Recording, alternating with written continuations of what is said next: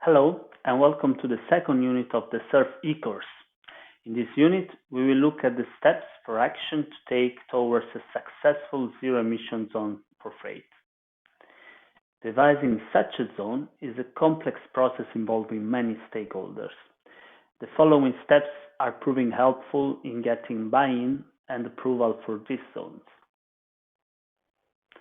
Owners and operators of freight vehicles range from multinational companies to sole proprietor shops, from tradespeople to professionals providing repair and maintenance services. Freight vehicles include delivery and service vans, construction vehicles, waste and street cleaning vehicles, cargo bikes, and other last-mile solutions, as well as trucks. Understanding the needs, challenges, and interests of the various sub-community is key to involving them in a collaboration for devising effective rules and incentives regulating zero-emission zones. Effective public and private stakeholder engagement has the potential to greatly increase the overall effectiveness of these zones and is a key success factor in their design. This includes mapping and consulting stakeholders. Although they might vary from city to city, stakeholders involved or impacted by distribution of goods in cities can be grouped into general categories.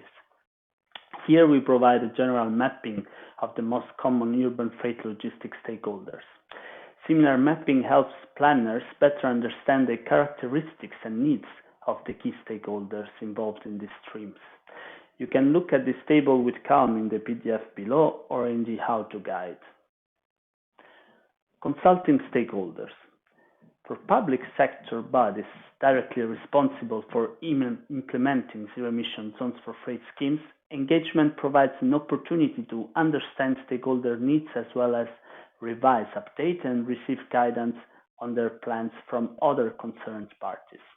Each subsegment has different requirements with regards to the type of shipment, volume, customer requirements, type of vehicle, number of stops, etc. Likewise, private sector stakeholders need to be consulted early on to ensure their needs, priorities, and interests are understood.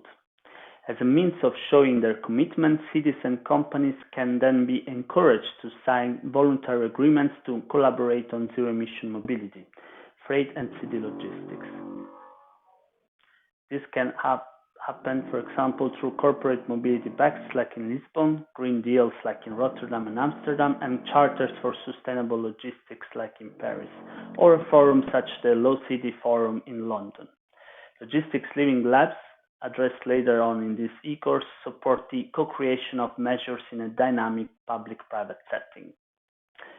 Relatively low cost, these initiatives help establish an ongoing channel of public-private communication and facilitate joint commitments by cities and companies. This helps boost the visibility of the zero-emission zones as well as of engaged enterprises. It also generates interest among other stakeholders who might prove harder to engage. During stakeholder consultations and forums, many cities report that small businesses are underrepresented and or are reluctant to embrace such a zone. Given low profit margins and the fact that their vehicle is vital to work, they might find difficult to repair their vehicle with a zero-emission option.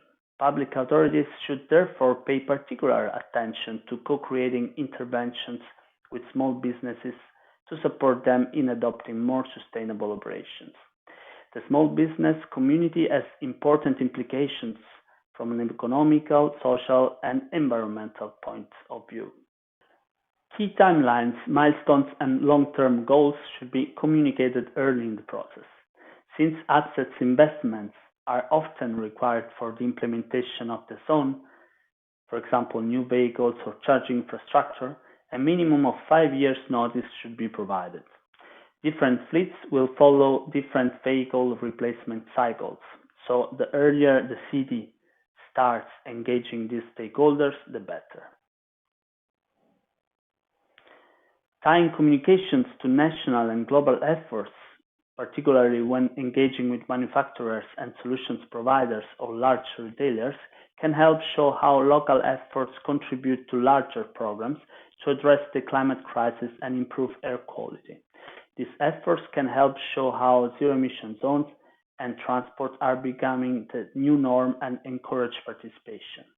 For example, by 2030, more than 30 cities will have implemented these zones as part of their Green and Healthy Streets Declaration, and 40 cities in the Netherlands will have done so by 2025.